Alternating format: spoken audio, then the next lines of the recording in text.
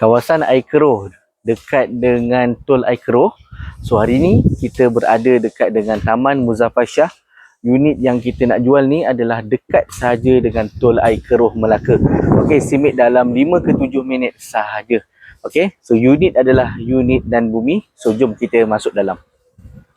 Taman Muzaffar Shah Melaka. Ini adalah bahagian dalaman dia. Okey, carport fully tile. Okey, ready dengan ada auto gate kat bahagian bawah sana. Okey, lepas tu ada 3 bilik, 4 bilik air dan ada 1 kolam. Mewah untuk rumah ni, ready dengan ada 3 phase punya meter lah. So ini adalah bahagian living area dia.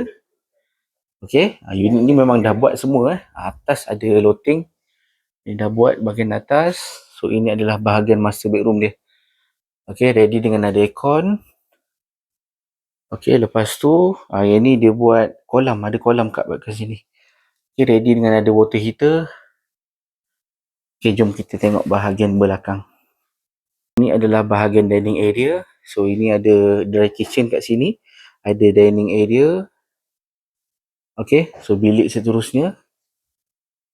Okey, ready dengan ada aircon lah. Dan bilik seterusnya. Okey, ready dengan ada aircon kat atas. Okey, dan juga yang ni pun ada tandas. Dekat belakang ni kita ada tandas satu lagi.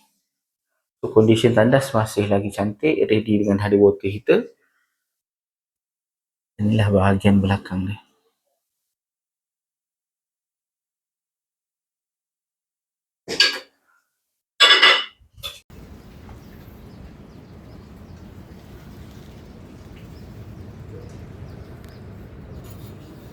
Dekat belakang ni pun ada satu lagi tandas bahagian belakang.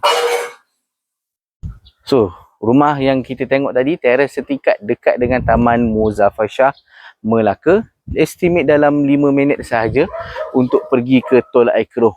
So, untuk rumah ni, unit adalah non bumi, owner adalah owner Melayu. Okey, harga yang dipinta adalah RM300,000 sahaja. So, siapa-siapa yang berminat boleh kontak saya, Faizal Hartanah, tekan link dekat bio. Bye-bye.